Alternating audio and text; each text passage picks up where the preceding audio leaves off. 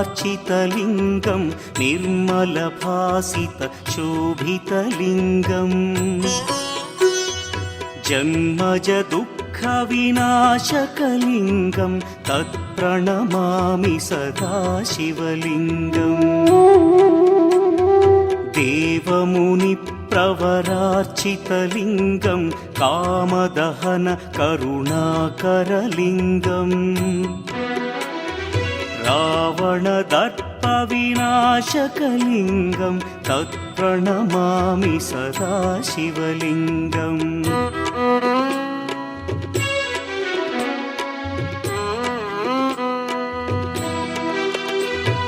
सर्वसुगन्धसुलेपितलिङ्गं बुद्धिविवर्धनकारणलिङ्गं सिद्धसुरासुरवन्दितलिङ्गं तत्प्रणमामि सदा शिवलिङ्गं कनकमहामणिभूषितलिङ्गं फणिपतिवेष्टितचो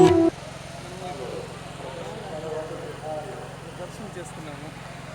అక్కడి నుంచి ఇక్కడ ఇద్వారి ద్వారా అమ్మవారి గుడి వెళ్తున్నాము. సదాశివకోన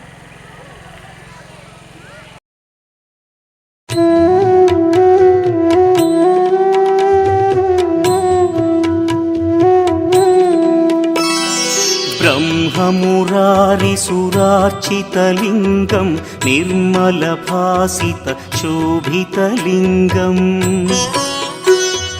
जन्मजदुःखविनाशकलिङ्गं तत्प्रणमामि सदा शिवलिङ्गम्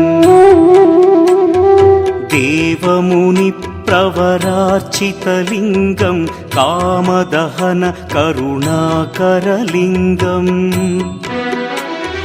रावणदर्पविनाशकलिङ्गं तत्प्रणमामि सदा शिवलिङ्गम्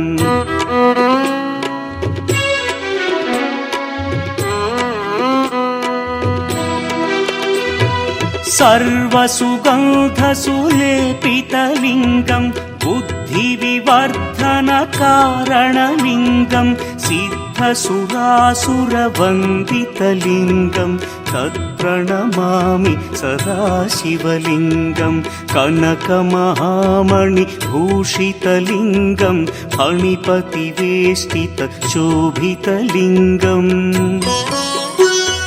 दक्षसुयज्ञविनाशनलिङ्गं तत्प्रणमामि सदा शिवलिङ्गम् कुङ्कुमचन्दनलेपितलिङ्गं पङ्कजहार सुशोभितलिङ्गम् सञ्चितपापविनाशनलिङ्गं तत्प्रणमामि सदा शिवलिङ्गम्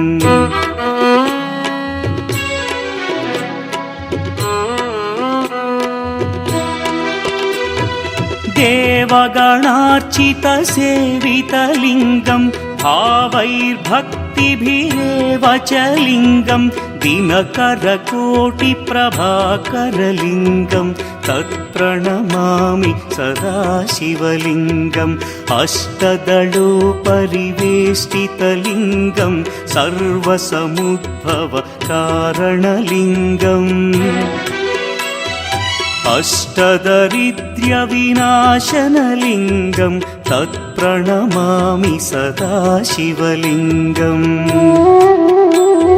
सुरगुरुसुरवरपूजितलिङ्गं सुरवनपुष्पसदार्चितलिङ्गम्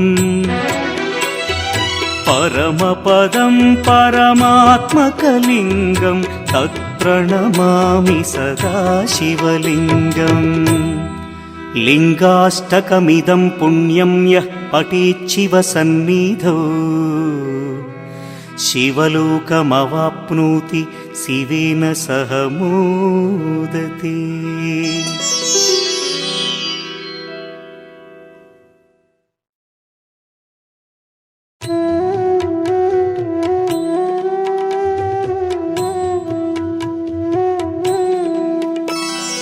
ब्रह्ममुरारिसुरार्चितलिङ्गं निर्मलभासितशोभितलिङ्गम्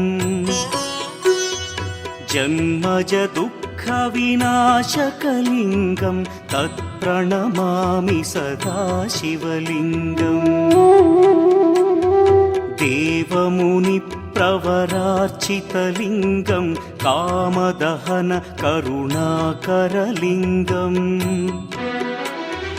रावणदर्पविनाशकलिङ्गं तत्प्रणमामि सदा शिवलिङ्गम्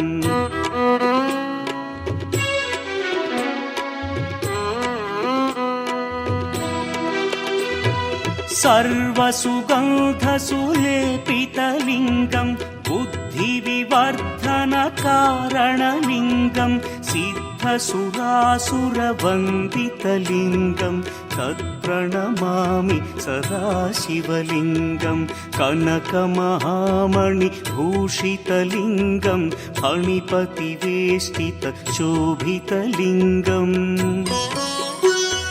दक्षसुयज्ञविनाशनलिङ्गं तत्प्रणमामि सदा